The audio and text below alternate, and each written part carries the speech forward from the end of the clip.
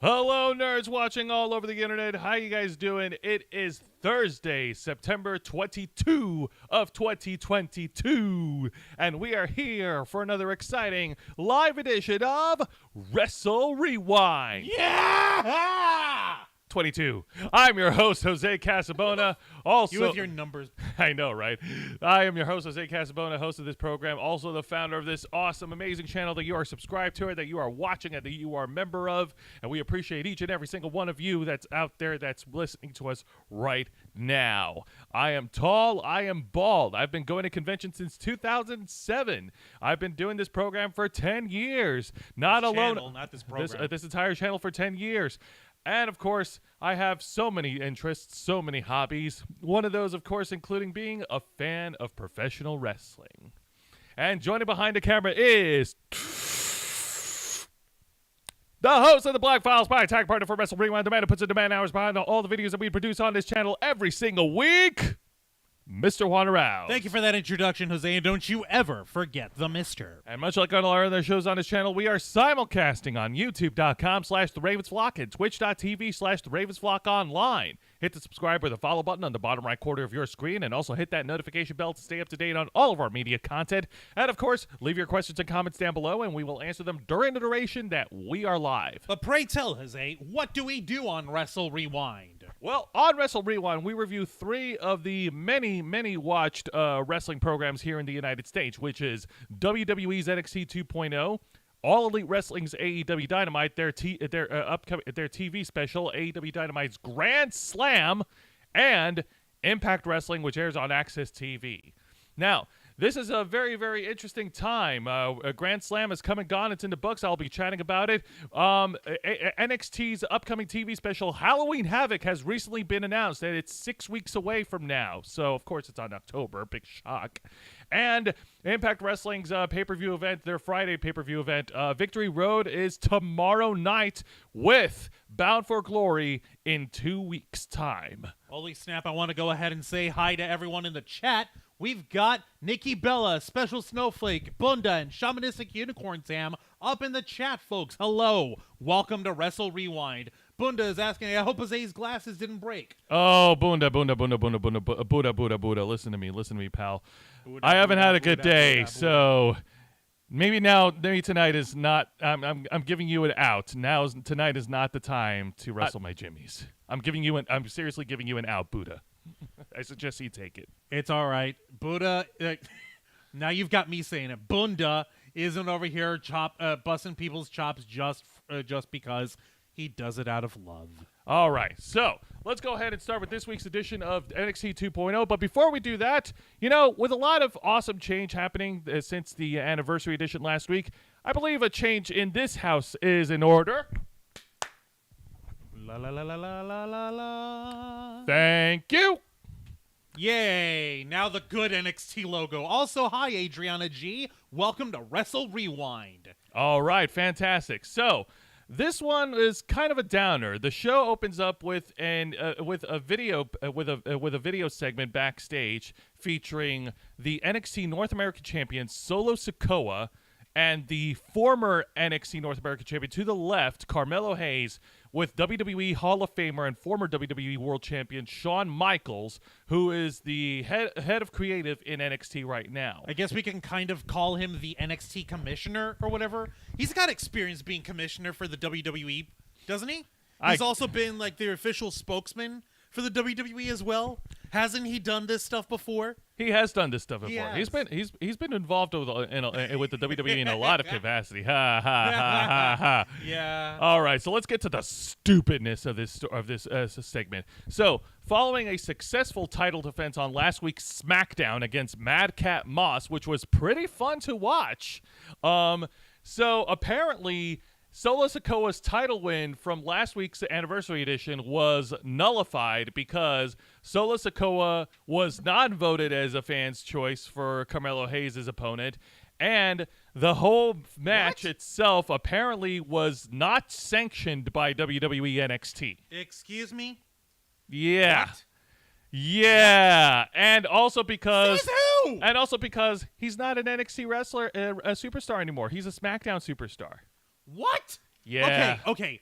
The SmackDown thing, I can understand. If you're going to be on SmackDown, you can't be taking an NXT championship with you. Although we were totally excited for the prospects of a cross-promotional thingy over here. Yeah! We were scratching our brains last week, and we were coming up with so many wrestling fan theories. Yep, but nope. What's his face? Look, even Shawn Michaels looks really sad and dejected. Hey, he's too old for this shit. He's literally like, man, my feet hurt. I miss my dad. I wonder what dinner is tonight. The music's too loud. I want to go home. All right. I haven't had fun since 1997. So Solo Sikoa, being the good boy that he is understanding of the circumstances. He has vacated the NXT North American Championship, and then after he left, Carmelo Hayes was expecting Shawn Michaels to just hand the title over to him, but no, it don't work that way. Shawn Michaels, with a clever line, which I can't help but notice that it's also a punchline to his career in the mid-2000s, he says that just when you think that you're bigger than the business slaps you in the face. Which Shawn Michaels has personal experience in, much to his own dismay because of his goddamn ego. Hey, Juan, remember the SummerSlam match in 2005 where he wrestled Hulk Hogan and he was trying to politic his way into beating Mr. Hulkamania, brother? Well, he was trying to because okay, that's one of the one times where, like, okay, you know what? Shawn Michaels actually had a point here because of Hulk Hogan using his golden creative control clause of that doesn't work for me, brother. Of like, okay, dude, you beat me in one match. I can beat you in another pay-per-view match, and then we have ourselves a big, gigantic third match blow-off of epic death and destiny. To which Hulk Hogan said, I've got a better idea, brother. How about, brother, I just beat you, brother. And then you can go off and we can have ourselves a match, brother. Yeah, okay, fair enough. Hulk Hogan was definitely flexing too much of his political muscles backstage, but Shawn Michaels' overselling of Hulk Hogan at SummerSlam 2005, that was also equally, stupid. But that being said, okay, so that aside, Shawn Michaels has announced that in 6 weeks from now on NXT's Halloween Havoc, there will be a ladder match to crown the new NXT North American champion, and 6 participants will be decided in the ladder match. And in 6 weeks, and in 6 weeks heading to Halloween Havoc, we will have qualifying matches to determine those 6 competitors. So I like this. Okay, that's a good setup. I didn't like the flimsy reasoning behind the flimsy bullshit excuse behind Solo Sikoa vacating the title, but you know what? It happened. I mean, besides, Solo Sikoa's on SmackDown. He's moving on to bigger, better things. I could actually say that now without having to worry about him being buried. Thank goodness. Ugh. But that being said, oh my God, like I said, I didn't like this segment not one bit. It was bad. This is a pretty dumb segment. I'm not gonna lie to you, Jose. There's no sugarcoating that. Bunda can play with that, saying like, yeah, that's more of Triple H's booking. Like, yeah, no, that's dumb. It's not great. At least the payoff on that is gonna be better, but the setup was dumb. Oh, hang on a minute. We got a comment here. More chat over here. Let's see. Oh, Tam was saying how Shawn Michaels' eyes were closed, not his favorite moment. Crystal Antes is in the chat. Hello, Crystal Antes. Welcome to Wrestle Rewind. Welcome to Wrestle Rewind. We're going to talk about AEW last night. Oh, yes, we are going to discuss it. I'm going to get to it after I'm done with NXT. And what has Bunda said? Bunda says, yeah, then Shawn ruined the match by overselling everything. Why should Shawn ever beat Hulk Hogan? Shawn has never been the draw Hulk Hogan was. Ouch. Yeah. Dude, just because it's true doesn't mean you got to say it. Damn. Oh, well, it is what it is. But you know what? It's fine. And Shawn Michaels, man, he just looks done. At least Shawn has got himself the position of power and authority that his office so rightly earns him in the station he so desires. That is true. That being said, let's go ahead and talk about the exciting match of the night, and this is a best-of-3 series matches. Like, it's a 2 out of 3, not 2 out of 3 fall stipulation, but the best-of-3 matches between the 2 of the greatest high-flying daredevils in NXT today, Nathan Frazier, the former student of former WWE World Champion Seth Rollins, going up one-on-one against Axiom, the new masked superhero a masked superhero luchador who's clearly a kid from NXT UK. But you know what? I'm letting it slide because holy shit, these guys had a great match. Their first encounter was a huge banger with Axiom getting the win. This time they stepped it up. Like as far as high flying moves, like I know we've commented recently on NXT Worlds Collide where Ricochet and Carmelo Hayes like pushed the envelope. These guys pushed the envelope even further and like pushed it like past the glass ceiling. The glass ceiling is broken. It's not just high flying moves. They also up their ground game with submission holds and everything. We even got like 2 top turnbuckle spots where Axiom executed a top turnbuckle like super arm drag, only getting a 2 count, and then Nathan Frazier bounced back, rebounded with a top rope superplex, and then rolled him up, and then hits him with a swinging superplex neckbreaker before finally finishing off Axiom with the Phoenix Splash and getting the win. Your winner, Nathan Frazier. And now Nathan Frazier and Axiom are 1 for 1. Oh, snap. Yes. Not bad. And you know what? I like this. Okay, the rivalry started off kind of weak because it started off with both of these men like reading WWE comics in a video segment, and then they said like, "Hey, let's have a friendly like best of 3 matches." Okay, that's cool. Let's keep reading these WWE comics. That was dumb. But There's it's no defending dumb. Hey man, I'm willing to forgive that segment if it gives us great quality wrestling, and that's what I got. Okay. I still prefer my shit to be a little bit more, I don't know, sensible. Adult. What the fuck do I know? Adult. No, I'm not even talking adult. I'm just saying like, it has to be smart. Yeah, that's true. I want my stuff to be smart. Is that okay? Am I allowed to have smart things in You're pro allowed wrestling? to have smart things. It's okay. What I'm trying to say is, okay, yes, there are dumb segments in pro wrestling, but if it follows into something greater, like a much bigger game plan, then that little bump on the road can be pardoned. That being said, speaking of exciting things, we got a very, very passionate, very fiery, all pun intended, video segment of Alba Fire, Holy the snap. former NXT Real UK quick, Women's Champion. Snowflake over here, she's saying, y'all, I'm tired of seeing all these Power Ranger looking mofos in wrestling. Like, they really need to go back to Nickelodeon. Oh my God. Fake laugh hides real pain. Thank you for that, Snowflake. I appreciate that. Alba Fire cut a very fiery promo against Mandy Rose. Enough with the fire puns! Okay, fine. Cut a very fierce promo. At least that makes sense. Jeez, thank you. Yes, talking mad shit against the NXT Women's Champion Mandy Rose, showing the video package of her interrupting Mandy Rose's big championship celebration from last week. And she's making her intentions very clear. She's setting herself up as the next contender to cut the head of the snake that is the leader of Toxic Attraction.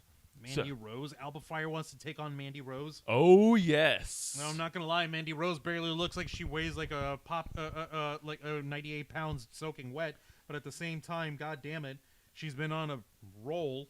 Oh yeah, and Alba Fire, trust me, she's no slouch either. She's finally put the stupid rivalry of Lash Legend behind her, and she's been actually putting on some solid matches on 2.0. And yeah, I'll admit her transition from Kaylee Ray was kind of, it was there, but give props to Alba Fire for making it work. Bund over here with his angles emojis. Angel doesn't do Wrestle Rewind. He's not that big on wrestling. He knows it enough the way you describe it to him. He's not lost. It's okay. We try our best. Special Snowflake. We appreciate you dropping us with the thank you the very black and much with the black and purple heart emojis. But one thing you got to remember, Special Snowflake, you are a member. You are an inner. You're an inner flocker. You can use the custom black and purple heart emojis. It's okay. You can use custom emojis. And if you're not an inner flocker, then you're free to go ahead and join up and become one if you so desire. It's only $4.99 a month, and you get access to not only our exclusive emojis, but members first and members only videos and posts, and early postings to all of our live streams for members only as well. So Feel free to tune in for that, and also other goodies courtesy of the Ravens flock. But now let's move on to things that are desirable to things that are forgettable. I'll forget. A match, oh no! A match that no. one of the matches that no one asked for, but we God got damn it. it. It's a big hoss fight between two big men from NXT. Sanka, God of Thunder, takes on Von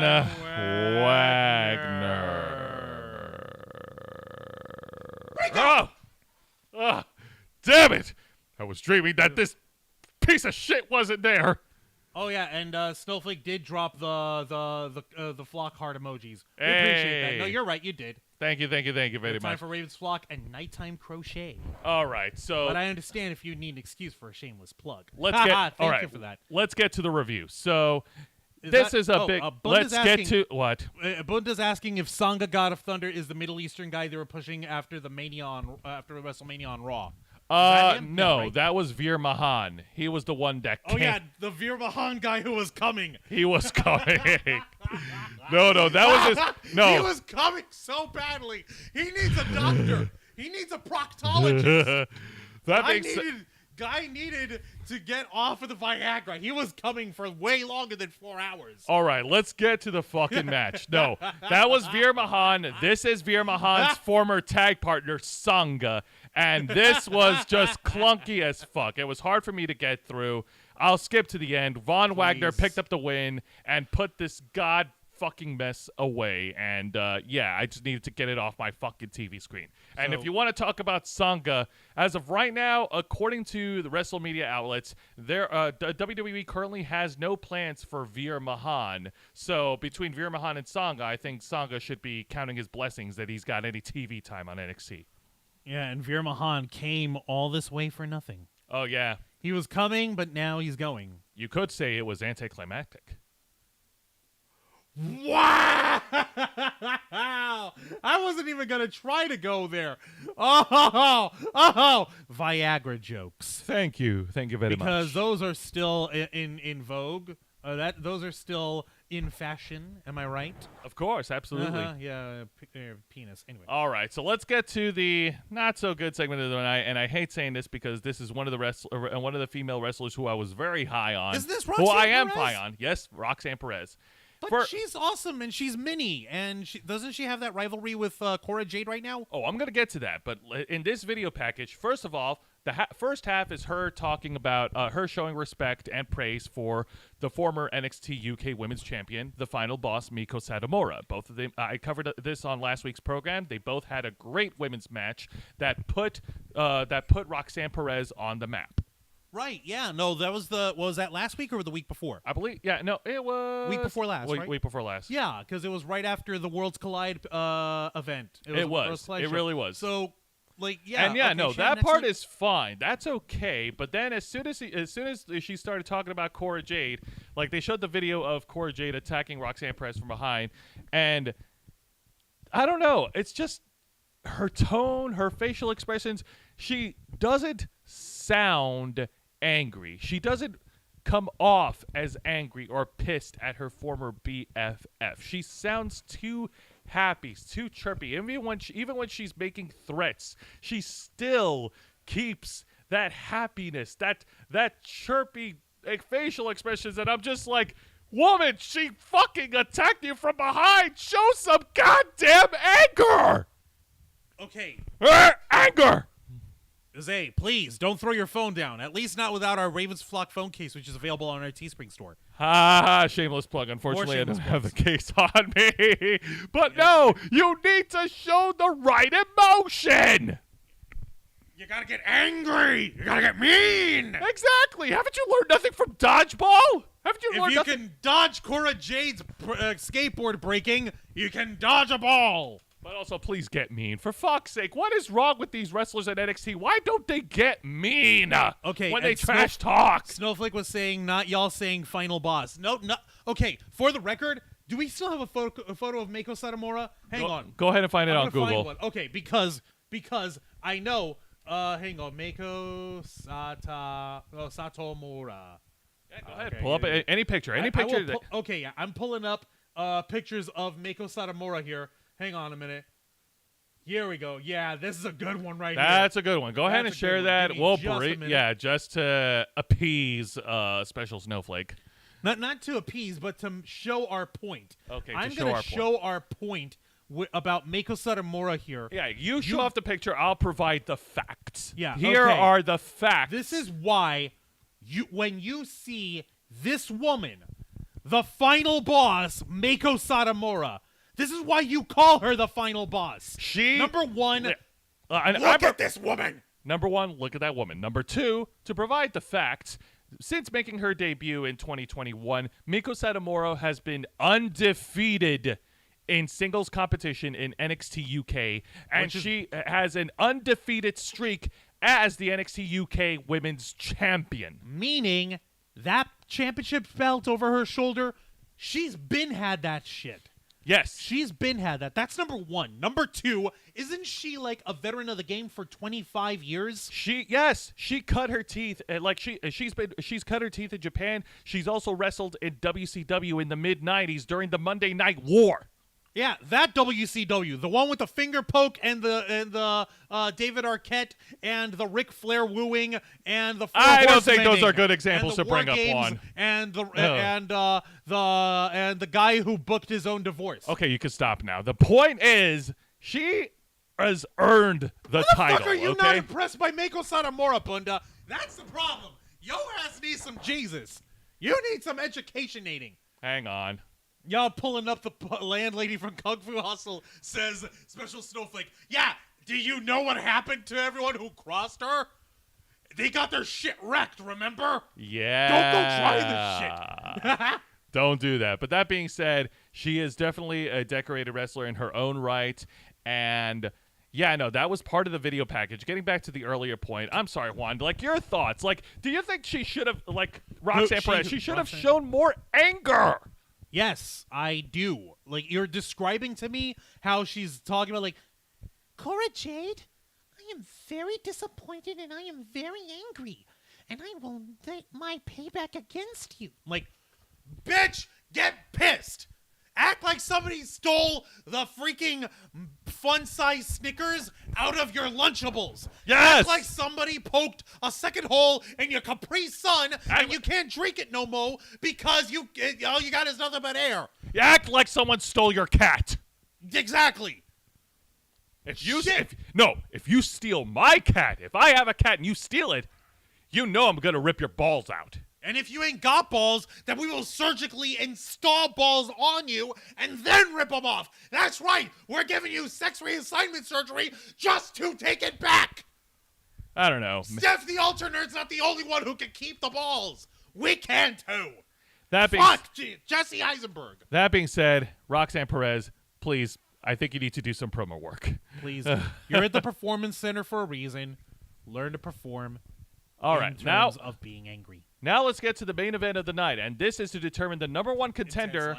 Screen. Thank you. This is to determine the number one contender to face Braun Breaker for the NXT Championship, and it is going to be contested between the former NXT UK champion himself, Mr. Big Strong Boy to the left, Tyler Bate, versus JD McDonough. Oh God, pin face. And Bunda is asking, does Mako Satomura speak clear English? Because if she can't, because if she doesn't, she won't work on the main rosters like Asuka and Shinsuke Nakamura. Yeah, of course she does.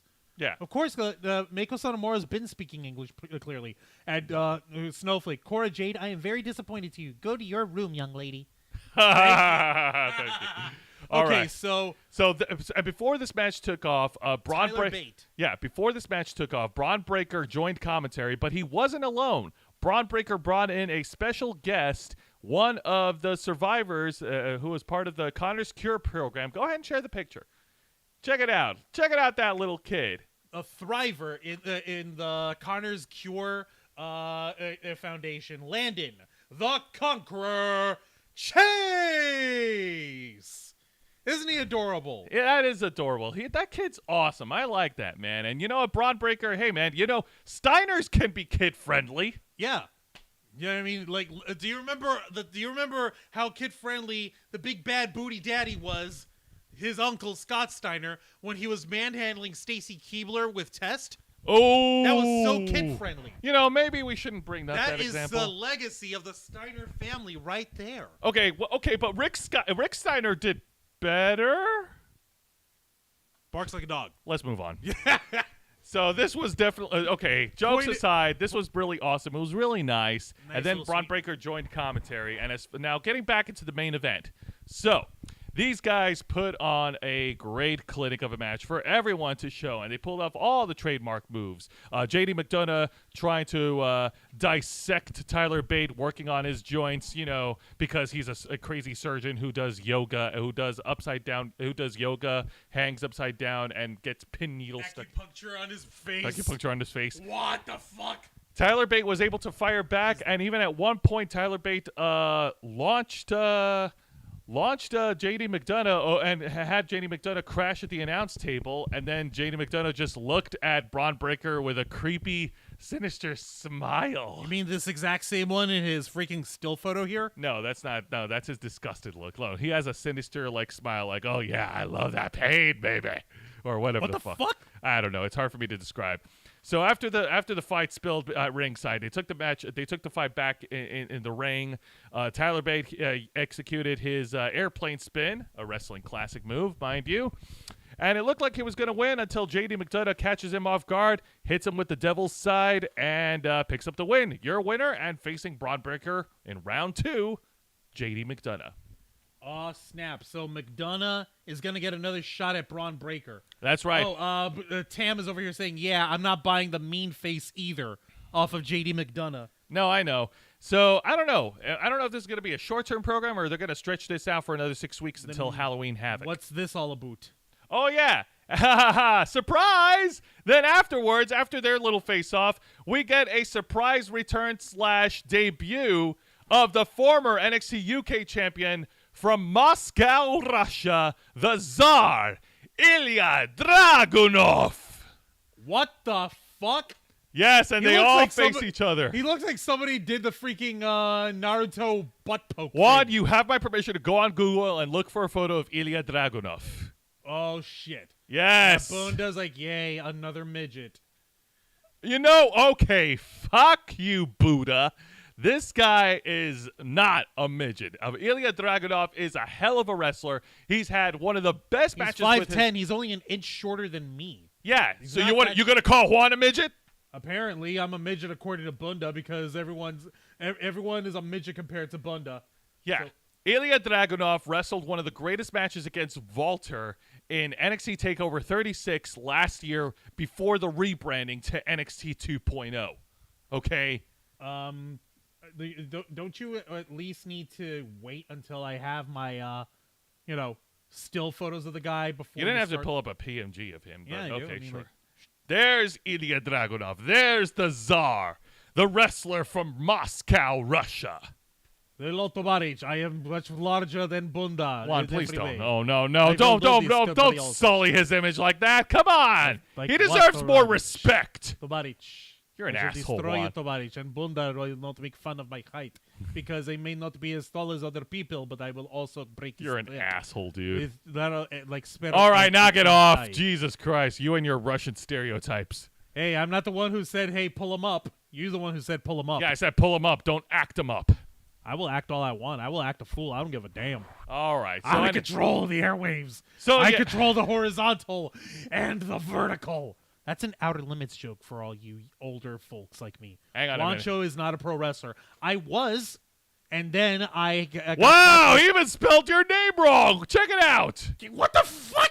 It's Wancho with a J. And you silly hoebag. Oh, you know what, Bunda? Just for that, Joseph, requesting permission to whip up a Buddha emoji for Bunda once we hit enough inner flockers here so I can make that available. Yes. You have my permission. Because I thought you were asking me. Bunda. I thought you were asking me to permission to put him on timeout, but okay. I'm not gonna freaking put Bunda on timeout. That's rude. All right. Also, we got some more. Like, why do you got to get a picture of him look like he's modeling for a Hanes commercial? Yeah, you couldn't have picked a better. Yeah, you couldn't have picked a better picture. I'll give you that. Snowflake. Is he trying not to laugh for the photo? I don't know because it looks in the photo of him. He's excited. He's excited to return. He's very happy to be here, Tovarich. Yeah. Ilya Dragunov was sidelined for months due to an injury, and as a result, he had to vacate the NXT UK title before the brand closed down. Before they shut down NXT UK. Well, at least is exciting. Tam is referring to his headshot photo, his profile photo here. Oh, you mean that one? Oh, that he's trying not to laugh. Oh well, I can't. If you think about it, there's no defending rodeo that. belt buckle. Shelly Fitzgerald. Hi, Shelly. Maybe I don't know. There's no defending that. But no, that it just looks like he's trying to smirk. Yeah, evil smirk over here. His eyes also kind of look red here. Take a look. Oh yeah, that's on purpose. Those are his contacts. Oh, he wears Sith eye contacts? Oh yes. Oh, cool. He does. And he's had great wrestling. And he's had great matches in his career, not just with Walter, but he also had a great match against Cesaro or Claudio Castanoli at NXT Takeover Cardiff 4 years ago. 3 years ago. World War V, and I'm going to die here in Cardiff. Oh, God. Oh, Snowflake, you guys are really like, I can't believe Bunda destroyed my name this way. I'm going to reward him with an emoji. Yeah, out of spite. It is a very spiteful emoji against Bunda. How dare he? Jesus Christ. Etc., etc., etc. All right, so let's get to this week's edition of the AEW Dynamite's TV special, Grand Slam. Let the fuse hit the boat, Dynamite! Hang on a minute. Wancho, can you please refill my water? I'm going to need some water for this. We are? Yes. Why? Because there's a lot for me to say, and I need to hydrate. So let's talk about. Let's. Before I do anything, I gotta fix this. So this week's AEW Dynamite returns with Grand Slam taking place over at the Arthur Ashe Stadium in Queens, New York. That's our hometown, folks. Yes, Jose and I are born and raised New Yorkers, and I know that not everyone likes New York because, well, come on, we're the greatest city in the world. But if you'd be kind enough tonight, let's throw up some Statue of Liberty emojis. If that's if absolutely, let's do that. At least for us. Be so kind. Like even if you're not fans of wrestling, and if you're not fans of New York, at least throw it up for support. You know what I mean? We would appreciate that a lot. Thank you in advance. If not, it's okay. It just proves that that New York City is still the greatest city in the world. Exactly. That's why AEW decided to have Grand Slam over there. Light the fuse, hit the boom, Dynamite! Where is the Statue of Liberty? I'm trying to find my city's hallmark. Where is it? Where'd it go? Where are you? It should be there. The Statue of Liberty emoji. Yeah. Just keep looking. Okay. Well, Tam is throwing it up. Thank you, Tam. Yay! Thank you, Tam. We really appreciate it. We really appreciate it. We appreciate each and every one of you. Also, nobody likes New York. But the city smells, rent is insanely high, the accents are annoying. Oh, buddy, your ass is annoying, Bunda. Ain't nobody freaking talking crap about that, are we? And rent is high everywhere. By the way, believe it or not, Central Florida, which is where we're headquartered here in the Ravens flock, has actually the highest rent on average in the entire country. Okay, guys, we're getting off subject. Let's get to AEW. Okay, fine. Let's start the first match over here. Yes, let's start the first match. And this one is for the Ring of Honor World Championship, as Claudio Castanoli, the defending champion and representing the Blackpool Combat Club, takes on the leader of the Jericho Appreciation Society, Le Champion, Chris Jericho. On last week's. All right, so on last week's edition of Rampage, Jericho. Come on, let me get to the review, please. All right, so Jericho challenged Claudio Castanoli to the championship match on Rampage. He declared that he is a 7-time world champion and he's looking for the Ocho. Yeah, he literally said that. And so, okay, this match was pretty damn good. And to Jericho's credit, even at his late age, he could still hold his own in wrestling against Claudio Castanoli. What? Yes, believe it or not, even at 50-plus years old, Chris Jericho can still wrestle. Good for him. Good for him. Give me a second here.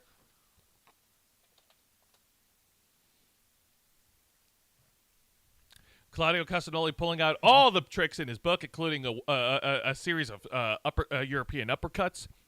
And also trying to plant Jericho with the Ricola bomb, only getting a 2 count. Then Jericho fires back and tries to lock in the walls of Jericho, only for Claudio Castanoli to reverse it into the sharpshooter. But Chris Jericho then breaks up the submission hold.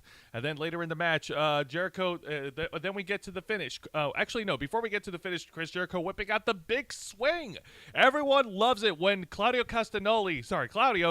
swings his wrestlers around and goes in rotation, so many rotations before dropping the wrestler on his ass, and he did that with Jericho, and I love it. I'm always gonna pop for it. 2 things. Also, number 1, Tam, what's her face? Snowflake is saying that she was from Ellenville, New York herself, and Tam is saying that she grew up upstate New York. Also, she believes that Ilya Dragunov has really nice legs. He has some sexy legs. Thank you. Hey, wrestlers never skip leg day. And Shelly Fitzgerald, hi Shelly, is asking, how old is Chris Jericho now? 50 plus? 51 to be exact. He turns 52 on November 9th. Oh, well, good for him. Good for him. So, now let's get to the finish. It looks like Jericho's about to pull a dirty one out of his bag. He pulls out his baseball bat, Floyd, only for the referee to take the baseball bat away from him, and this bought Jericho enough of a window to sneak a low blow, taking Claudio Castanoli to Dick Kick City before hitting him with the Judas elbow, pinning him to get the win. You're a winner, and I cannot believe I'm saying this, and new Ring of Honor World Champion, Chris Jericho. He's over here looking for what he's looking for over here. Chris Jericho is now an 8-time world champion, or as he would say, he has hit the Ocho. Thank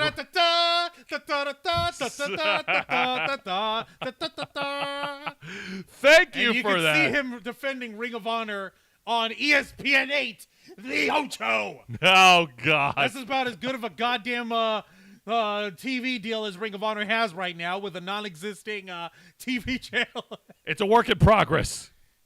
All right. Baby, and that being said, 8-time champion, baby. 8-time. Okay. 8-time world champion, baby. So that being said, this is an interesting dynamic that they're pulling right now with this with this faction rivalry, because now the Jericho Appreciation Society has taken the Ring of Honor World title and the Ring of Honor Pure titles from the Blackpool Combat Club. You got to be fucking kidding me. Who's the Pure champ again? That would be Daniel Garcia. Daniel Garcia. Yeah, there we go. And My brain didn't brain. And the Jericho Appreciation Society celebrated with Jericho over at the Titantron stage, with Daniel Garcia looking very disappointed, expecting Jericho to actually fight fair. So, I mean, you know what? A minor credit, at least Jericho shook Claudio's hand in the beginning of the match as part of the code of honor before slapping him. No. Does that indie belt count as a world title, says Bunda? It does, because it is the world championship of a promotion. You could say whatever the fuck you want. Does Ring of Honor count as a working promotion is a little more of a relevant question. Not right now, it doesn't. At least not in my eyes, because if they ain't on TV, they don't count. True. Well, they had a pay-per-view success with Death Before Dishonor. Yeah, but there's only one problem. They still don't have a working TV deal. Like I said, I think that's the whole point of Jericho here being their world champion right now. Well, because Tony Khan is trying to get set up with a TV deal, and that coked out dweeb is over here thinking, well, maybe if I just put on the very first AEW world champion, the brand name of Chris Jericho will be enough to attract enough TV deals from all these from my business partners. Or consider the following.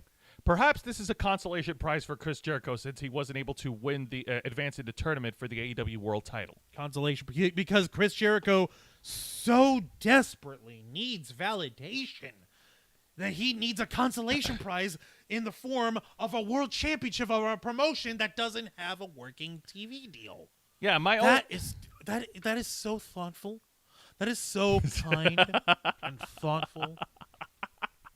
Because poor little Chris Jericho doesn't have nearly enough going for him. Yeah. He's only the front man of a big-time rock band, has a nearly 30-year-long career laced with accolades, is the first ever undisputed WWE World Heavyweight Champion. One of the founding fathers of All Elite Wrestling. Yeah. Let's see here. What else? He's had a great match against Kenny Omega. He's a New York Times bestseller, for a best-selling author. What else? He's had a great match against Kenny Omega at Wrestle Kingdom. That doesn't count. No? No, that doesn't count. Okay, fine. That doesn't fucking count. I don't know. Does anyone really listen to Fozzy, says Bunda. Apparently that weasel dude from Cobra Kai does? Yes, Stingray! Oh my Stingray, god! there we go. There's an episode. Okay, spoiler alert. This is from season 5. But it's a minor spoiler. Yeah, if you haven't watched Cobra Kai, there's a character, Stingray. He's so awesome. He's so funny. And he listens to Judas from Fozzy while driving around in the Cobra Kai decked out custom muscle car. I think that's either a Mustang or a Dodge Challenger. It looks like a Dodge Challenger or whatever. I think it's a Dodge Challenger. But the point is, fuck. I can't believe they did that. Thank you. Couple things over here. Tam is over here saying, yeah, what a career he has. Wow, not my favorite character, but not my favorite wrestler. But wow, yeah, no. Jericho's been around the block. Let's see here. What else? And Tam is also saying, like, yeah, I was just thinking of ESPN 8, The Ocho. And let's see. And Snowflake was saying, yeah, but who isn't a New York Times bestselling author? I'm not. I'm a fucking writer. I'm a fucking filmmaker. Hang on a minute. Juan, you wrote a book? Yeah. Oh, what book did you write? It's called Eat My Dick.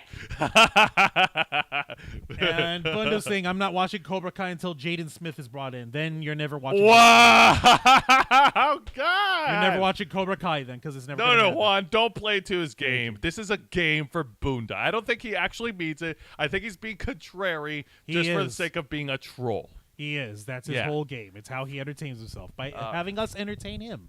It's a give and take. It's symbiotic. It's part of developing the digital parasocial relationship that ensnares us all. All right. Don't you know, Jose? Yeah. The all war right. economy. Let's get to the exciting match of the night, and this is a rematch from AEW All Out as the AEW World Tag Team Champions Swerve in Our Glory defends the championship against the acclaimed Platinum Max Caster and Anthony Bowens with Daddy Ass Billy Gunn at ringside. Facing off the World Tag Champs of Swerve Strickland and the Limitless Keith Lee.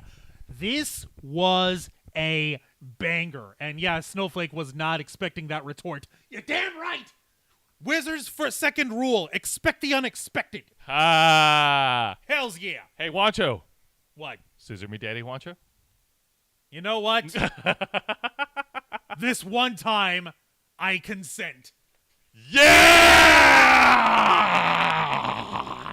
Oh yeah, no. The acclaimed. These every single one of these guys threw down a bad-ass match. Fuck, Jose, tell us all about it. All right, this was so awesome. First of all, the New York crowd are 100% behind the hometown heroes, that is the acclaimed. And they Wait, what the fuck? Wait, how are they even from... Oh, I see. What's his face? Max Caster is from Long Island, New York. Hells whereas, yeah. Anthony Bowens? Anthony Bowens is from... Oh, God.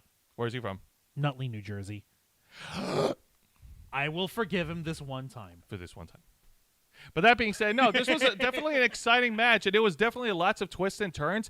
The one thing that took me out of this match, unfortunately, was there was a spot where Max Caster may have hyperextended his knee, and this would have been a good time to call an audible and do something on the fly.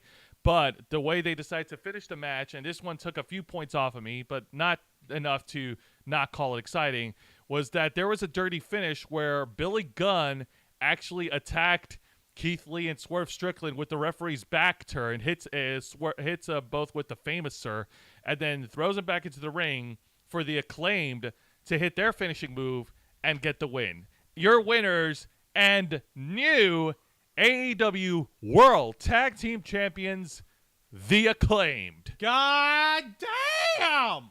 Hells yeah. That's what it's called. The boombox finisher is their tag finisher. The boombox, yeah. Yeah, thank you for that, Bunda. And yeah, he was saying Keith Lee was sucking wind within the first 5 minutes of the match. He needs to take his weight seriously. Yeah, no.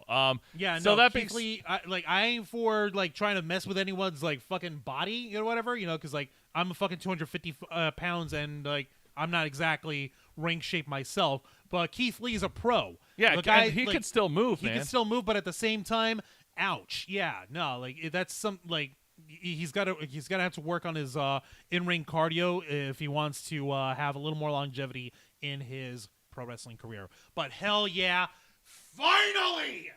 The Acclaimed has arrived! Scissor me, Daddy Joe! Yeah! Let's get some scissor emojis up in here. Yeah, fine, sure. Why the fuck not? That was fucking dumb. Maybe Keith needs some more milk from the teat, says Bunda. Ow. Ow. Hang on a But minute. you're not wrong, but also ow. No, that was special Snowflake. You're right. That was Snowflake. That My was bad. Snowflake, bro. No, that was Snowflake. Don't call me bro. We may be bros, but I'm not your bro. Okay. Don't bro me, bro. Don't tase me, bro. That being said, like I said, what took me out of the match was yes, like... we're weirdos. And yes, all right, the Acclaimed are the new tag champs. But Juancho, what about the spot where they hyperextended the knee? Where Baxcaster like hurt his knee, and that would have been a spot to call an audible rather than have a dirty finish. I think the dirty finish was the audible. I think. Or how much time from Max Caster hurting his knee to the finish was there? It was right before the dirty finish. Then the dirty finish was the audible. Yeah, okay, fair enough. That's what they did in order to try to save it. Fair enough. Bunda's saying the Acclaim needs to drop Billy Gunn. I believe you're right, because there's really no reason for Billy Gunn to be involved with the Acclaimed. They were hot with or without Billy Gunn. The only reason why he was involved with the Acclaim is because the Acclaim saved him from getting his ass beaten by his sons, the ass boys. So yeah, I guess that's one thing, because like on the one hand, yeah, Billy Gunn and his sons, whatever, them betraying their dad, that's horrible, and you want to keep the Acclaimed babyface here. So I guess them saving Billy Gunn from his own sons being dicks, and then celebrating scissoring daddy ass all the time. Yeah, there's a lot of sexual innuendo here involved. Can I start over? All right, let's go ahead and move on to the exciting segment of the night. And this was scheduled to be an interview between Tony Schiavone interviewing Wheeler Yuta, but MJF cut off the proceedings right before Wheeler Yuta could get a word in. So again with interrupting interviews. Interviews, yep. But this time MJF is doing it.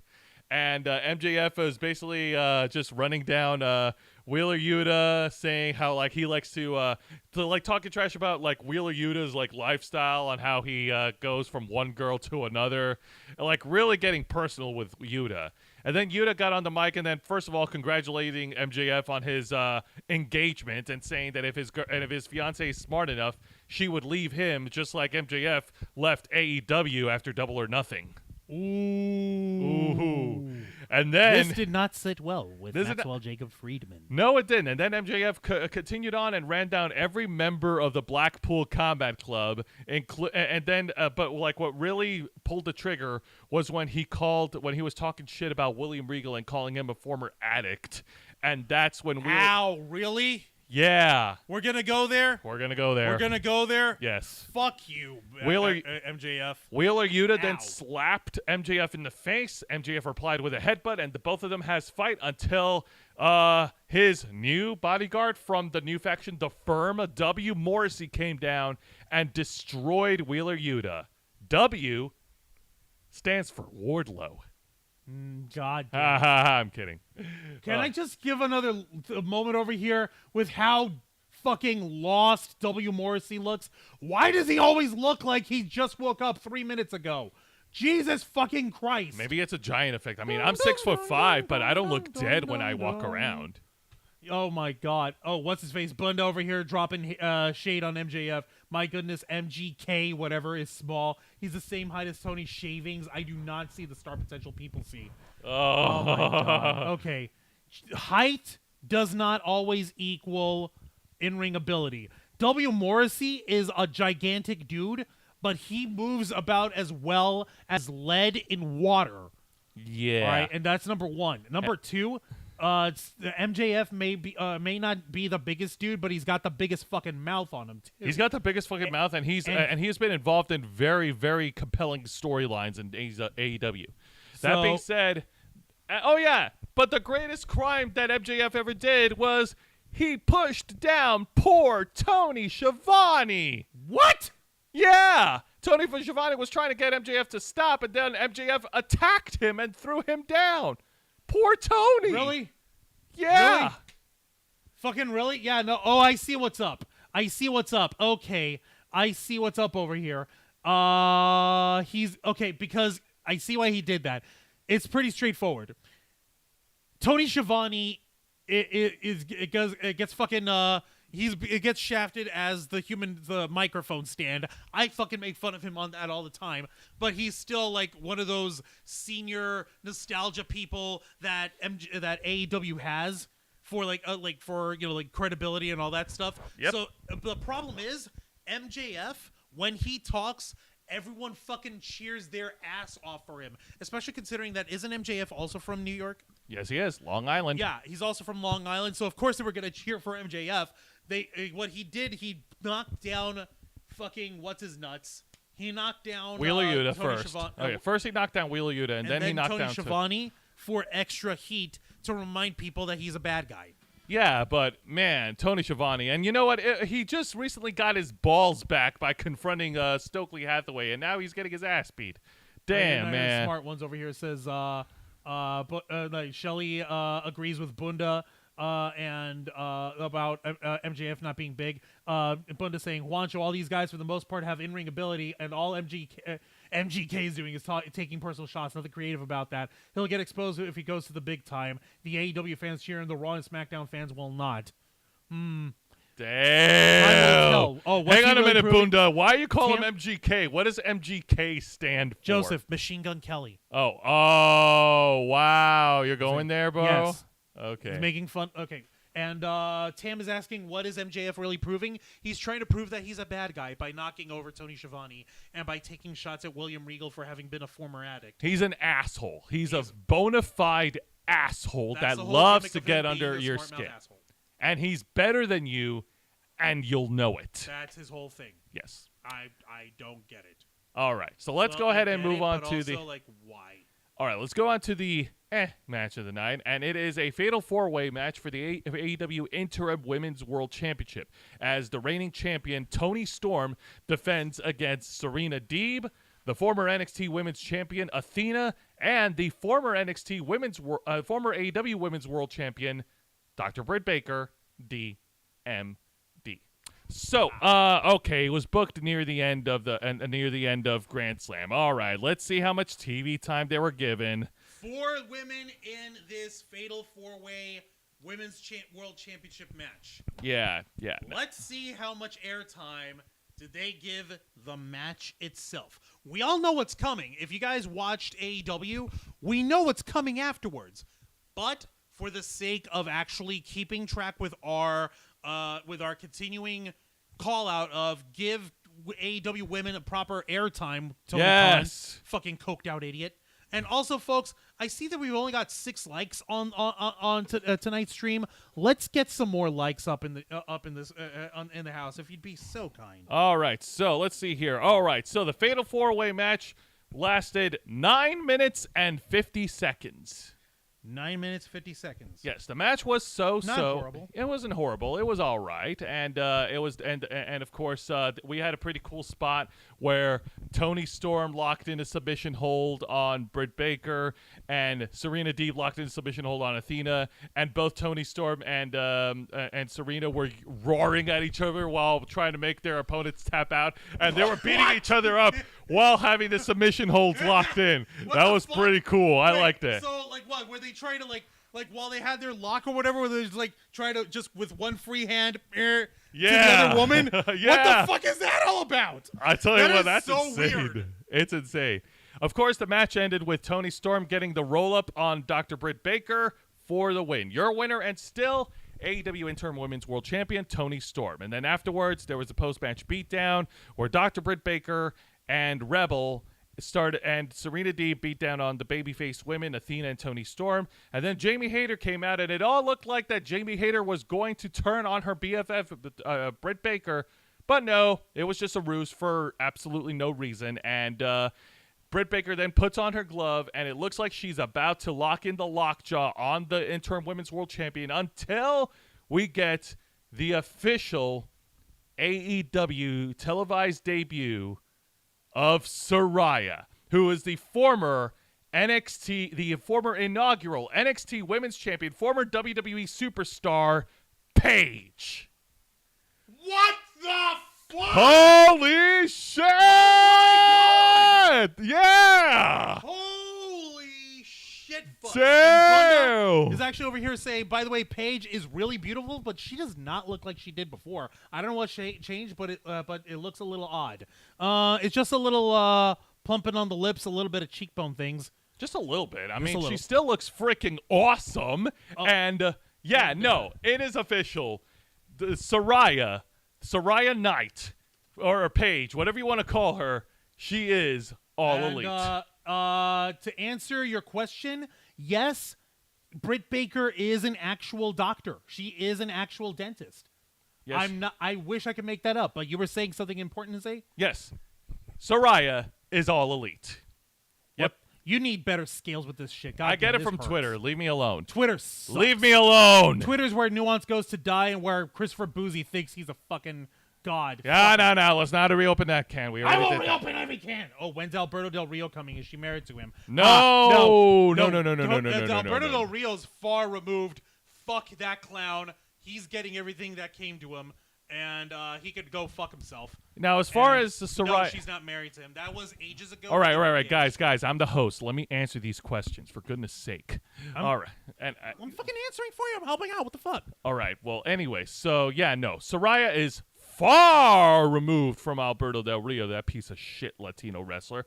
And also, more to the point, yeah, no, Saraya's career in pro wrestling, like, she had to retire from pro wrestling in 2018 after getting injured, suffering a back injury from a WWE house show from Sasha Banks, and she's been sidelined with the same spinal neck injury that halted the careers of Stone Cold Steve Austin, Edge, and the Icon Sting.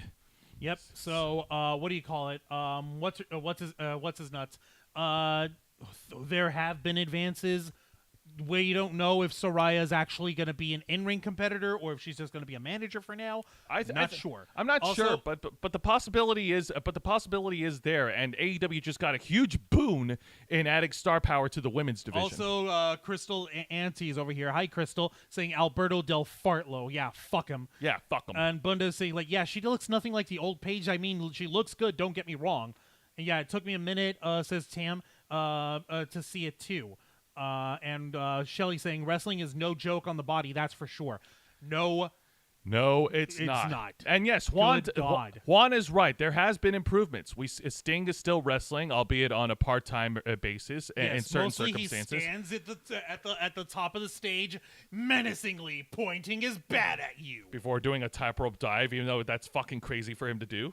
Yeah, the guy's like fucking... Stone Cold Steve Austin wrestled a no-holds-barred match against Kevin Owens at WrestleMania. That match? Wasn't really that much it was an impromptu match. Uh-huh.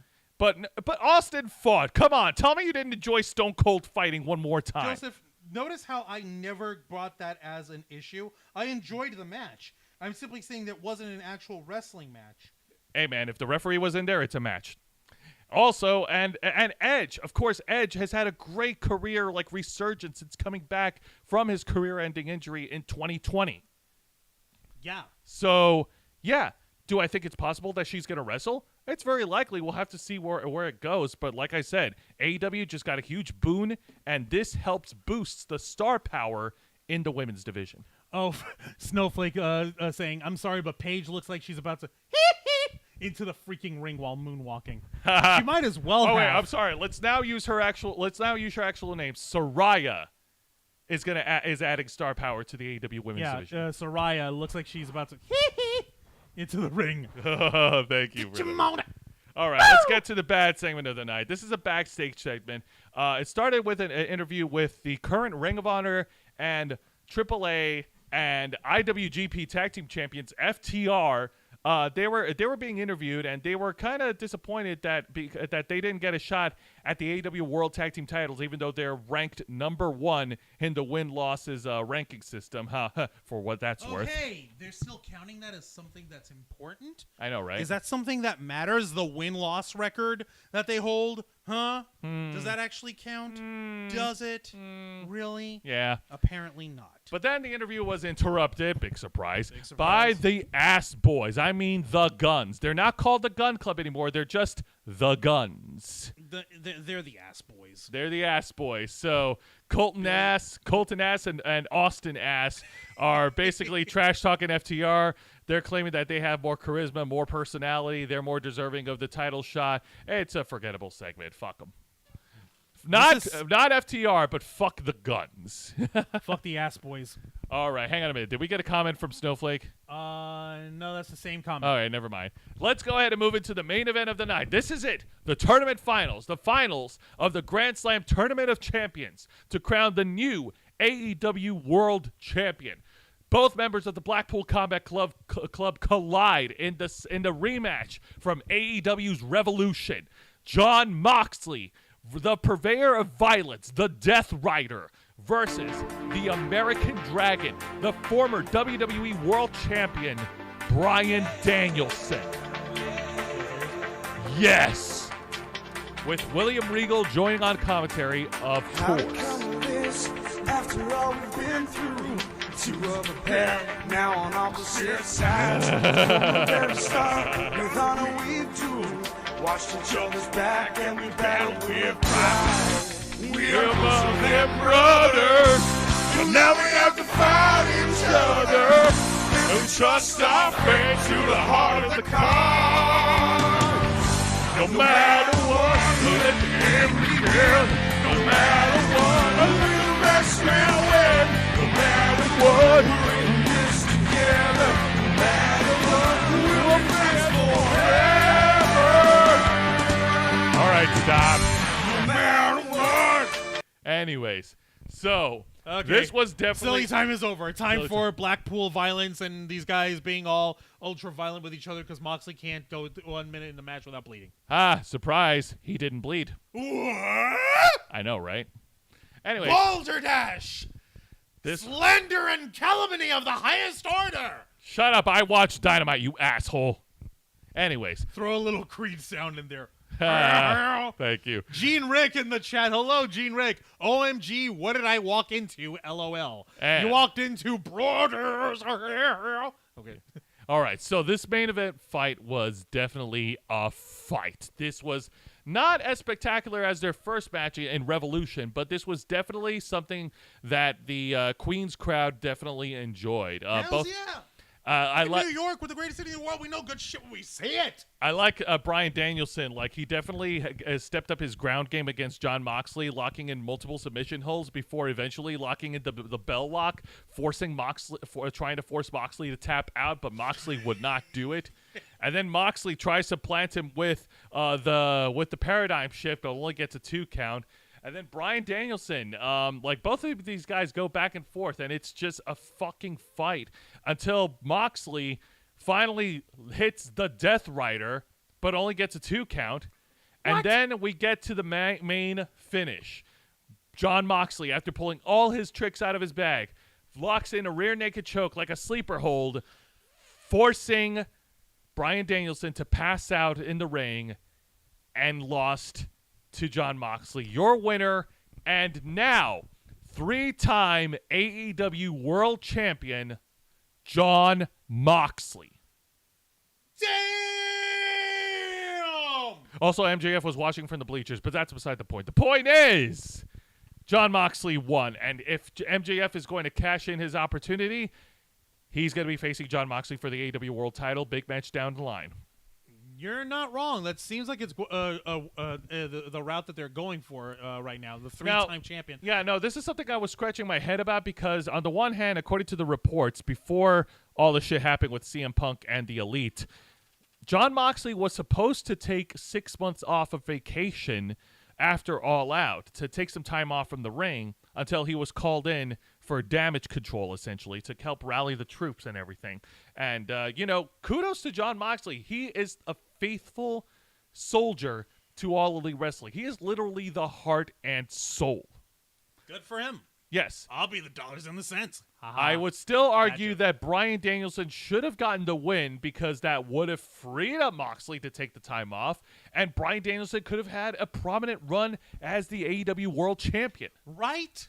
Doesn't that shit just actually make a little bit more sense? Exactly. What do I know? Because that's someone. Because if anyone wants to, because hey man, that would be rewarding to the wrestlers. Because hey, you want to reward Bryan Danielson for having an awesome run in AEW, and you want to reward Jon Moxley for everything that he's given, to the company. But but you know what? Moxley is the champion, and like I said, kudos to him, man. This guy is fucking faithful to AEW to the end. Now, a couple things in the chat. Let me see here. Snowflake was answering Gene Rick when they asked, what did I just walk into? Snowflake said, pain, Gene Rick. Pain. Yeah. Anyway, they agreed each other. Let me see. Bunda was saying, this is kind of sad because they're just going to take the belt off of Ambrose again. Probably give it to MJF. Probably, not sure. Probably. We'll see. That depends. We'll see. Let's see what kind of. Oh, and then they're talking about what kind of work Gene Rick does, and Gene Rick works in retail. Cool. Awesome. I do not want to feel work in that retail. If I have to work in retail again, I think I might burn the place and leave no evidence. Yeah, with no survivors. Exactly. So that was Light the Fuse, Hit the Boom, Dynamite. That was that. Fun fact! I actually pulled up a little history fact of for that's related to AEW. Because in the long, storied, and 3-year spanning history of AEW, we must record for posterity so that it shall never every minute detail. For instance, did you know that in the very first AEW program, Tony Khan was eating a bag of Twizzlers? You're an asshole, Yes, dude. I am an asshole. So on this day, on September 22nd of 2021, AEW drew a record-setting crowd of 20,177 fans for its first Grand Slam event in Queens, New York. Cool. What did it draw this time? I don't think that it didn't draw that. I'm not sure. I haven't seen the numbers of attendance yet. But Gene Rick is agreeing with you, Jose. Yep, some days. With retail work. Yeah. Yeah. And Snowflake was saying, me when I used to work at Michael's. Ow. Yep. Retail work. Every Karen out there should be, obligated to work 1 full year in retail and see how hot it is from there. All right, let's get to Impact Wrestling. This is the go-home show before their pay-per-view event, which is tomorrow night, which is Impact Wrestling's Victory Road. The show opened up with a ladder match for the Impact Digital Media Championship. Again, from the rivalry we never asked for. Yep, Brian Myers, the most professional wrestler, another Queens New Yorker, taking on Bhupinder Gujjar, the man with the moobs, the man with the boobs. The big dude with the big moobs. Now, Juan was watching Charisma it. Vacuum dude and guy who has no business with Digital Media Championship. All right, now Juan, you were watching bits of it with me, and you immediately turned off from it. I was like, this is the opening match. Okay, well, I don't care. I'm moving away now.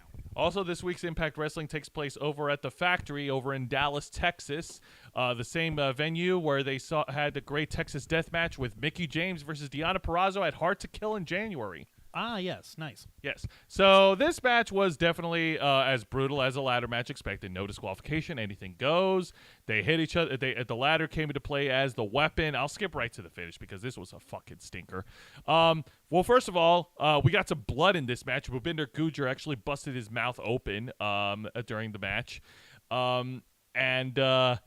It was kind of funny. I will call attention to two spots. Bhupinder tries to hit his gargoyle spear from the top turnbuckle, and Brian Myers intercepts it and hits him in the face, knees him in the face. And then the second time, Gujjar hits his gargoyle spear and spears Brian Myers to the ladder. So that was clever. Shit. Okay, Gene Rick over here is like, yeah, I love ladder matches. Those are definitely bring the pain matches. Oh, Hells yes, they yeah. are. And Bunda brought something up. Disco Inferno said that AEW needs to... Actually, you know what? I'm going to do Disco Inferno's voice because I've heard the motherfucker. Oh, God, go for it. AEW needs to stop showing the crowd with the camera because everyone's wearing a black shirt and is ugly. Bunda didn't say that. Disco Inferno did. Yeah, Disco Inferno could go fuck off. He's a joke. What did Disco Inferno draw? Absolutely exactly. Nothing. Fuck off. He's the guy that literally everyone made fun of, whether if he was a wrestler or an authority figure, because he's that pointless. Hang on. Oh, Snowflake, I don't accept unless that gargoyle spear looks like Goliath. Yes! Make it happen, Disney. Go for a fucking 13 episode limited run of a live action Gargoyles series. I don't give a shit if they're gonna throw money at that. All right, and she's like, or Lexington, they're both dope as fuck. They are both dope as fuck. So let's get to the finish. Brian Myers low blows Prapinder Gujar, duct tapes his leg onto the bottom part of the ladder to keep him trapped as Brian Myers climbs up, grabs the championship belt, and gets the win. Your winner and still digital media champion, to the shock of absolutely no one. That's why I already Brian took Myers. down the graphic. I don't care. Yeah, fuck him. All right. That was stupid. But it's okay. Let's move on to fun things. Juan, Are you we like allowed to have fun? We are allowed to have fun, folks. This is a 5-way X Division match. Yeah, I was wondering where Kuristi Rando-san is. What the hell? Yeah, I know, right? She's usually here. So these 5 contestants are going to be taking place in I think it's called the triple draw or whatever it's called at Victory Road. And this was actually pretty fun. Juan, what are you doing? I'm trying to see something, but it's okay. Yeah, no, it's so weird. All right. Well, where I'm about to talk about the X Division 5 match, could you please pull up the picture? I already have. Joe, would you relax? Yeah, I got it. Okay. All right. So, and these participants are none other than Black Taurus, Laredo Kid, the Luchador, Alex Zane, the guy in red, Trey Miguel, the man in the tats, and former NXT wrestler Mia Yim. Folks, don't forget, Impact Wrestling is one of the only quote unquote major wrestling promotion where their championships aren't limited by gender except for the Knockouts women's titles and the tag titles. Oh, Bunda's ducking out, but he's leaving us with a $2 super chat. Thank you, Bunda. He's over here said, "See ya Saturday. Hopefully, no PS5 Angle shows up." That's all right. Angel's definitely showing up for another round of. Yeah, he's showing up. We'll see you later, Buddha. Thank you, Buddha, for Yeah. that. We'll all see right. you later, So this Buddha. was a fun match. Every person here got their spots in. And you know what? Major props to Mia Yim. She squared off against Black Taurus, and she was wailing him until Black Taurus headbutted her, and she went down like a fucking sack of potatoes. Okay, like, you guys got to remember, these are all different type of wrestlers. What's his face? Black Taurus, a gigantic freaking dude, the kind of guy that Buddha would like because he's very big and very strong. And Laredo very big. Kid, you got the Laredo Kid, the Luchador. You got Alex Zane and Trey Miguel, the high flyers, and you've of course got Mia Yim, the only knockout in this match. Yeah, so it's a co-ed fight. Hells yeah, gender inclusive. No, what's her face? Bunda was laughing at what Snowflake said that Kuristi isn't here, but she left Angel because Angel cheated on her with Bunda on yesterday's episode. Oh, damn. Also, me and Juan, we kind of ragged on Alex Zane, the guy in red, because like his ring attire, it looked like he was sporting the colors of Mountain Dew's Code Red and Baja Blast. I think we talked about this weeks ago, Juan, and you were giving a different comparison. I don't remember what my comparison was. Well, it doesn't matter because one of his finishing moves that he pulled off in this match is literally called the Baja Blast. You gotta be fucking kidding me. It was awesome. I liked it. I thought you were. What? And Mia Yim, she even fought back and planted Alex Zane with a packaged pile driver before getting super kicked in the face by both Laredo Kid and Trey Miguel, breaking up the 2 count. And of course, the match ends with Black Taurus getting the win. So yes, Black Taurus has got the momentum heading into Victory Road. Holy shit, so Black Taurus is up in this. Hells yeah. Oh, snap, and another $1.99 super chat from Gene Rick. Oh, yeah, you guys can have my money now. Deserve it. Yay. Thank you, Gene Rick. We appreciate that. Oh, and what's the face? Snowflake says, I made a comment in the chat about it yesterday's episode, but I think it went under the radar, Bunda. Oh, monetize it, worth it. Couldn't spell it. No, you're okay. Appreciate it. Thank you, It's all Gene right. Rick. No worries, man. No worries. So Black Taurus, the big, giant dude of evil with the giant horns. Representing DK, yes. Snap. Oh, Thank you for that, Gene Rick. We appreciate your generosity and your continuing support of the Ravens flock. Absolutely. Now let's get to the best segment of the night and go ahead and play it. Yep. And I don't give a fuck what anyone says. This was fucking dumb. It was stupid, but it was funny. And damn, if I didn't laugh my ass off. What? This was like, all right, it started off as like an emotional video like, Oh, like the couple were talking to each other like the woman was pregnant, but she was giving the bad news saying like, "Oh no, you're not the father." And then the guy was like, "Oh, tell me who's the father. Tell me his name. Tell me his name." And then they were playing like pop music, and I swear it sounded like fucking Backstreet Boys was singing and saying like, "Oh, the father the kid belongs to Joe Hendry." And Joe Hendry's here to save the day, or some shit like What? that. Was this like a fucking sitcom or something? What? What the fuck? Anytime, have to get back to work from break till next stream, guys. Thank you, Gene Rick. We appreciate you. Saturday. And Joe Hendry even brought in the boom box to play his music. What? Oh my god! So back. What the fuck? He's even dressed like he's like a sitcom main character. So you got the polo and the non-branded clothing over here. Snowflake. Damn, Gene, you do not deserve to work this late in retail. Oh, nobody does. So Joe Hendry is actually a wrestler from Edinburgh, Scotland, in the United Kingdom. He's 6 foot, 250 pounds, trained by all right, some good names here: Robbie Brookside, Killian Dane. And let's see here, and he nice. He also holds a record in men's freestyle wrestling. He is he won the bronze medal in 2018 Manchester, gold medal in 2017 in Northington. Wait, the Olympic medals, or what are these? I believe these are Olympic medals. No, hold on. Let me fucking find out. You got to be kidding me, Joe. And in the English Senior Championships, he won the gold medal in 2018 in Salford. And he won another gold medal in 2018 in Manchester. Okay, I'm double checking right now because this does not sound. No, these are English senior and British senior championships. Oh, okay, okay, not Olympic. Well, still, those are pretty good accolades to have. Oh, hell yeah, hells yeah, man. And let's see here. Let's see where else he's worked at. He also wrestled for he's wrestled usually on the independents in the United Kingdom. So this guy's from Edinburgh. Yes, he is. Yes, he is. Shit. He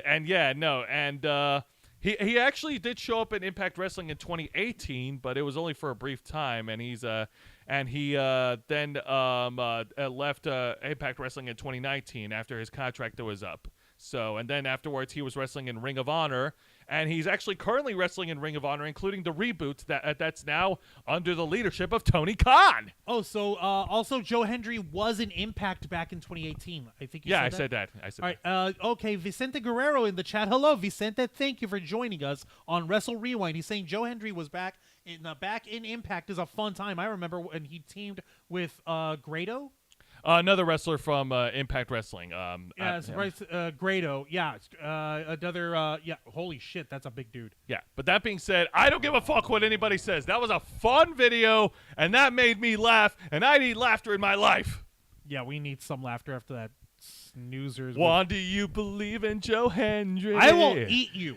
But he's your hero, and don't you start with me, you silly bastard, you. I do not care, all right? Because I shit you not, there is no problem that cannot be solved by the judicious application of cannibalism. He believes in Joe.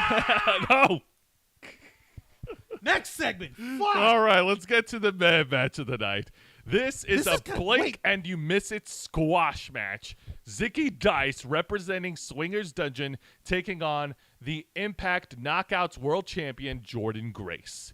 What the fuck is Jordynne Grace doing debasing herself by dealing with this hobo? Because this hobo, along with Johnny Swinger, was trash-talking her last week, saying, "Oh, you better be careful or Mosh is going to kill you." Remember when Jordynne Grace abused the poor pizza slice and slapped it in Zicky Dice's face? I did say that.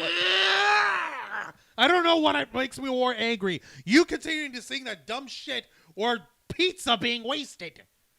On the one hand, yeah, okay, Jordynne Grace needs to be manhandled a little bit for defaming pizza. But on the other hand, really? Zicky Dice? Oh, no, this is the best they can do. No. This is a blink and you miss a squash match. Jordynne Grace made quick work of Zicky Dice in seconds. He didn't last long. Ha. He's didn't done. last long. Ha. Seconds. sex jokes. Ha. Yes, your winner was Jordan Grace. And Your winner was Jordan Grace, Thank by you the for surprise of nobody. Thank you for throwing up the pizza emojis for us, Tam. Yeah, In everybody memoriam, throw up some memento pizza mori. emojis. Pizza is an awesome, awesome food choice, and it should never be abused. No, not even for the sake of pro wrestling. Exactly. Unless it's a pizza to the face, and not even Luigi Primo can save that. By the way, I don't think I got answers from anybody. Guys, let me know in the chat right now. What's your favorite toppings on pizza? I want to know. Some folks were telling us last week. All right, well, I want to know again. Okay, yeah, fine. Sure, tell us more thing. And also, Shelly Fitzgerald agrees. Wasted pizza is a sacrilege. All right, let's get to the bad segment of the night. Yeah. All right, so this was not horrible, but okay, Giselle Shaw is cutting a promo against Mickie James. She's going to be facing her at Victory Road. The story is that this is Mickie James's final rodeo. This is her final run. If she loses on her road to earning a title shot for the Impact Knockouts World Title, then that's it. Her career's over. It's done. It's finished. Gone. So every single match that Mickie James has right now, every single one could very well be her last one. So Giselle Shaw. Also, let's see. Snowflake is saying when you roll the dice and instead of fighting the devil, you fight a female wrestler. Yeah, Zicky Dice sucks. Anyway, and Snowflakes likes dice sausage. Oh, nice. Shelly Fitzgerald likes black olives and grilled onions. Awesome. That's nice. And Tam saying the onions, nice and sweet and stringy. Yeah. And Snowflake doesn't quite agree, but that's okay. It's That's- not the end of the world. I personally like different combinations. I like bacon and chicken. I also like the Hawaiian pizza. Yes, that's the ham and pineapple. Yes, pineapple goes on pizza. Eats my ass. I'm fine with pineapple on pizza. I'm even fine with upside down pineapple on pizza. Yeah. Giggity. All right. So All right, anyway, getting back to continue. the So segment. Giselle So Shaw. Giselle Shaw, same problem as Roxanne Perez. She didn't sound very convincing in the promo segment. She didn't put any emotion into any of her words as she was trash talking Mickie James. Like, Emily Morse piping up at the chat. Hello, Emily Morse. She's saying, ew, no, it doesn't. Yeah, it does. It can. anyways, Oh, and Shelly likes prosciutto on pizza also. nice. That's a Nice. good choice. That's a very nice choice. And Snowflake, I've never actually tried pineapple on pizza. Give it a shot sometime. It's really good. We'll show you. But yeah, no, she didn't it didn't sound very convincing. She didn't sound like she was invested, and she kept going on with the line saying like, "Oh, Mickie James, she could go home to her family, her kids, her husband, and the future will all belong to Giselle Shaw, the quintessential diva." So, like I said, it was a very lackluster promo segment. So, and it was kind of worse. It was worse than Roxanne Perez. Like Roxanne Perez was showing the wrong emotions, being too happy and chirpy, but Giselle, I felt like there wasn't any emotion. Like no emotion at all. Almost? No emotion at all. Maybe it's just the way, like, I don't know. It didn't sound convincing to me, which is really sad because I do like Giselle Shaw. Like a couple of months. Snap. We have a brand new sub, Juggernaut 097. Welcome to the Ravens flock and welcome What's to the episode up? of Wrestle Rewind. Thank you for that. Juggernaut, thank you very much for joining us. I appreciate it. Yes. Also, right quick, I'm over here seeing Emily Morris. LOL, I will fight anyone in my family that orders pineapple. Let's face, Tam is like, I like a good Hawaiian, and laughing with Emily. And Shelly's pineapple is sacrilegious. Right? Oh my And Morris like, God. I feel most people like pineapple on pizza, like pumpkin stuff too. Not necessarily. Just coincidentally, I do like pumpkin pie. I'm okayish with pumpkin spice, like coffee or pumpkin spice. I'm good with pumpkin Thai. spice stuff. It depends on where you put the Chai pumpkin tammy. spice flavor. So Yeah, but like pumpkin spice Pop-Tarts or whatever, or pumpkin spice where it really, really doesn't belong. All right, we're spending way too much time talking food. Let's get back to the review. All right, yeah, let's get All back to right, it. so Okay, like I said, this was not a good promo segment, and I hate saying it bad. No, don't cut me off. I know. I'm getting there. I was trying to get to the comment over here from All right. Juggernaut. He says he also talks about wrestling on his channel. Oh, So really? those watching other wrestling channels. Well, we do a little bit of everything. This is just our pro wrestling recap show here. We also do a Let's Play show, and we also do geek and pop culture news here, guys. Absolutely. Loaded with anime convention coverage as well. All right. Let's get back on this. So Sorry, go yeah, ahead. not a good promo segment. I wish she could do better. I'm sure she can do better. We'll have to see what happens. Anyway, so let's get to the main event segment of the night, and it is the official contract signing for the Barbed Wire Massacre match, which will happen at Victory Road, and the participants are none other than, from right to left, the former Impact World Champion himself, the wrestling god, Moose, versus Steve Macklin, the former United States Marine Corps who served in Afghanistan, which is an tidbit of information that they brought up on commentary, Thank you for your service, Steve Macklin. versus the Death Machine himself, Sami Callihan. The extra rocking on the camera is because Sami Callihan is so extreme. Now, Juan, you saw the contract signing segment with me, God. and first it started. First of all, it started with Moose and Macklin going back and forth on each other, like a married couple, and then Sami Callihan came down to the ring. First of all, I like his delivery. There's no chair for him in the contract signing, so he's like, "Oh, I brought a chair of my own," which is his own folding chair, so to use as a weapon for later, I guess. Yeah, like, oh, I use a folding chair because I'm extreme. And then he God. and he proceeded to trash talk against Moose and Macklin. Vicente Guerrero, Barbed Wire Massacre is tailor-made for Sami Callihan. Oh, you don't know the half of it. You don't know the half of it. We're going to get there in a bit. Sami Callihan then basically twisted the dagger on both Moose and Macklin, saying that he's basically manipulated them this entire time, getting them to fight over each other while fighting against him. And they want him to sign the contract, and they offered him a pen, but Sami Callihan, being the man who comes prepared for all occasions, brought his own ink. You are seeing that correctly, ladies, gentlemen, and NB friends. Sami Callihan, the Death Machine, carries around a barbed-wired pen. Because why the fuck not at this point? What? Because why not? What the fuck? What am I looking at? This is so What the stupid. actual shit? This is so fucking dumb. This is so dumb, even for Impact. And Impact's done a lot of dumb shit. What the actual... Oh my god. What? A barbed wire pen. What? Goodbye. Say goodbye to your hands. No, you see, he doesn't mind having it wrapped up in barbed wire, Jose, because he's extreme. Oh my god. Don't ask him to borrow pens, Sam. Right? So then, of course, we get a Pier 6 brawl. Yay! Because contract signings always end in calamity, and with Sami Callihan getting the better of Moose and Macklin, and this is a shot of Sami Callihan planting Moose with the Cactus Driver in 97 before going over to ringside and signing the contract with his blood. Wow. Isn't that so extreme? Yeah, and Vincent Guerrero was right. LOL, a barbed wire pen. Only an ex-tag partner of Moxley would do that. Yes. CZW. Yes. CZW. Yes. John Moxley and Sami Callihan were tag partners, and their tag team name was called the Switchblades. Fucking really? Yes. Oh, what's her face? Snowflake. I can only imagine what happens when he spends the night with a woman. Okay. Yeah, it's funny you mentioned that. He is actually engaged to one of the Impact Knockouts in real life, Jessica Havoc. Really? Yes. He's engaged to Jessica Havoc? Yes. Really? Yes. Really? Yes. Yes. She She could do better. Oh! Oh! Damn. Well, hang on a minute. Barbed. I was actually gonna. Oh, damn. Okay, listen, ladies.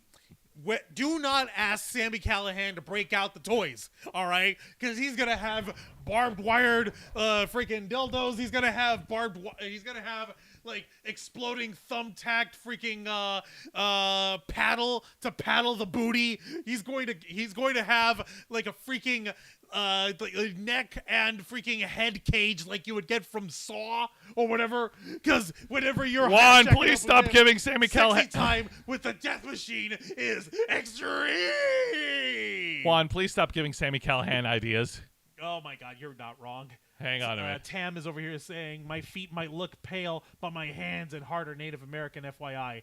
Oh, okay. I think we're talking about the pumpkin spice stuff from Wait, earlier. and what does Snowflake say? Snowflake bet he likes to cause havoc on her. Giggity. Ugh. Dude likes toys. Yeah, he Dude does, li- Shelly. Yes. Well, and any loving partner knows that toys are not your replacement or the enemy. They're your tag partner. In the Oh, bedroom. hang on. Vicente Guerrero. Callahan is lucky getting to fucking marry Jessica Havoc. Ha! Yeah. All right. Yeah. So let's go ahead and conclude this. All right. So this week's So edition. that was Impact. So, all right. So Impact Wrestling. I gotta admit, this was kind of a little lackluster. It wasn't bad by any means, but not a lot of excitement. Like I didn't like the opening ladder match because it was built on a weak foundation of a rivalry. There were other matches on the card that I really am okay to. Like I enjoyed the 5-way X Division match. There was a tag match between Motor City Machine Guns versus Aussie Open, which was fun. But there was also an open challenge match. I shit you not. Heath Slater. Oh, you mean Heath Slater challenging? Heath Jobber, Jobby Jobberton, the jobbest jobber to ever job, is over here. Oh snap! Adriana, who beat on whether pineapple should be on pizza? I like it. What? Then she took it back. God All dang right. it, Adriana. So yeah, getting back. No, Heath show. Jobber. Yeah, Heath Jobber issued an open challenge to any member of Honor No More in a street fight, and it was the fucking Frankenstein monster PCO, and they had a fight. But like I said, I didn't get into it because I really don't care about Heath Slater. Why does anyone care about Jobby Jobberton? Heath Jobber for the 3-job band. Yeah, exactly. Jesus, jobbed up Christ. Exactly. Like I said, it was a very lackluster show. I guess the main event segment of the contract signing was fun because Oh, that's what Adriana G was trying to say. Can you believe there's an actual debate on whether pineapple should be on a pizza? not surprised, it's the internet. AEW Dynamite's Grand Slam was definitely a great show. Apparently, it did a great success for AEW and the fans. The opening championship match was definitely an interesting outcome. Jericho winning the Ring of Honor World title. Baby. The main event match between Moxley and Danielson was a show stealer, and it was awesome. And both men came out as great wrestlers.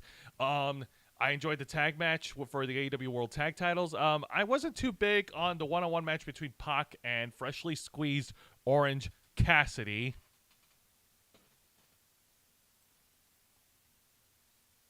Thank you. Took a little too long. I didn't like it because there was another dirty finish where Pac had to cheat to retain the All-Atlantic title. And the Fatal 4-Way match was okay, but the payoff was the post-match introduction of Saraya in AEW, so that was a lot of fun. Hell yeah. Hell's yeah. So, and this week's WWE NXT, not NXT 2.0. You short? Yeah. Let me just. There we go. That's There a we good go. one. All right, there we go. Are we using that from now on? Yes, we Can I might. get rid of the first one? Yes, you can. I'm getting rid of the first one. So this week's And NXT remove. was definitely fun. I enjoyed the match between Nathan Frazier and Axiom. They put on a great show. They also had a tag match where Ivy Nile and Tatum Paxley took on Toxic Attraction, which was fun. There was also a fun backstage segment where there was a bar fight was about to break out between Josh Briggs and Brooks Jensen versus Gallus when they barged in and interrupted Gallus while they were playing poker or whatever. They had their Scottish flag. That was fun. The main event match was also cool. I enjoyed JD McDonough versus Tyler Bate, and yeah, I'd like to see and also the reveal of Ilya Dragunov returning to NXT. That was so amazing. That is pretty cool. My only Vicente, go on. Vicente in the chat. Great seeing Saraya in AEW. Her crowd pop was huge. Yes, it I was. was not expecting that. I legit was not expecting that. I was thoroughly surprised and a little concerned because I don't know what this is going to mean for her moving forward. Is she going to be in the ring or is she going to be a manager? What's she going to do? Well, that's definitely something I'm going to keep my ears to the ground on. I'm going to look up more details on her physical status as far as wrestling is concerned and see what happens. But that being said, yeah, no, great week of wrestling. I definitely enjoyed it. I think we can all agree anyone with half a brain would definitely want to check out Saraya's physical status. You're an idiot. No, I'm not. I'm horny. Yeah. On next week's edition of Wrestle Rewind, I will talk about the main event for Impact Wrestling's Victory Road. I'm not sure what that's going to be, but I think the main event is going to be the barbed wire massacre match. So expect there to be a lot of blood and violence to be discussed next week. So it's just a quick announcement. Just a reminder: we're going to be resuming our Let's Play for Los Amigos Play. We're going to be resuming Bayonetta 2 for the Nintendo Switch this Saturday at 5 p.m. We're also going to be hosting an awesome subathon on October the 2nd. Ladies and gentlemen, we in the Ravens Flock presents to you Black Sunday. Dun, dun, dun. And the playthrough that we're going to be doing for the subathon is Bendy and the Ink Machine. A nice little first-person the horror game, which has gained infamy and fun. We're just going to play through it. Apparently, Angel is not too big a fan of these horror games. Well, too bad. I've already spoken to Angel, and if I have to play, so does he. And guess what? So do you. I don't mind. I don't give a shit. I'll play. I don't give a damn. It's going to be so spooky. But this is a subathon, which means we are asking every one of you guys, once we put this up, once we put up the post, and once we set everything up on this, we need your help. Get your friends, get your family, get your dog, get your cat, get your goldfish, make them a freaking YouTube profile, and get everyone to subscribe. We want to rack up those numbers. We got rookie numbers here, and we're counting on your help to get us up to the next level in terms of subscribership. Emily Moore is saying, I don't even watch wrestling like I used to, but I just genuinely enjoy this group. We appreciate that, Emily. Well, I appreciate it. Thank you so much. And you know what? That's perfectly fine. That's why we're here, to educate you in the world of wrestling. Exactly. And, of course, tune in to our main program, The Ravens Flock, Saturday night at 7:30 p.m. Eastern. Every Saturday night, 7:30 p.m. Eastern. We, the motley crew of nerds, will be joining you and talk about the weekly news that's been circulating in the world of nerd and geek culture. Every week, there's always something to talk about in the world, in the news bubble, and we'll be here to discuss with you, along with other topics that are important, that are relevant, in our search for the truth. Wakanda forever? Yeah, sure. Anyways, so that being said, Wancho, plug us away. Don't mind if I do. Thank you very much for watching this week's live stream edition of Wrestle Rewind. Wait, hang on a minute. Minor interruption. So tell me, Snowflake, are you a fan of Bendy and the Ink Machine? Let me know. Go ahead. Thank you very much for watching this week's live stream edition of Wrestle Rewind, hosted by Jose Casabona, as he reviews the best and the worst of three of the most exciting professional wrestling programs in North America today: WWE's NXT, All Elite Wrestling's AEW Dynamite, and Impact Wrestling. Join us as we review these programs live every Thursday night at 10 p.m. Eastern Time, simulcasting on YouTube and Twitch. Hit the subscribe or the follow button, ring the notification bell, and if it is within your means, consider becoming an inner flocker by hitting the join button. For only $4.99 a month, part of the Inner Flockers, and gain access to exclusive emojis, special shout-outs, members only and members first YouTube videos and streams, and much, much more. And we invite you to come back and join us on the live chat as we entertain you and make you part of the program. Until next time, continue to follow us on Facebook.com/TheRavensFlock, Twitter.com/RavensFlock13, Instagram.com/TheRavensFlockOnline, Twitch.tv/TheRavensFlockOnline, and of course, remember to hit the subscribe button and the notification bell right here on our flagship platform, YouTube.com/TheRavensFlock, humble home of the Black Files, Los Amigos Play, Wrestle Rewind, and the Ravens Flock. All right, folks, thank you very much for tuning in to another exciting live edition of Wrestle Rewind. I'm your host, Jose Casabona. That was Juan Arouse, and this was wrestling.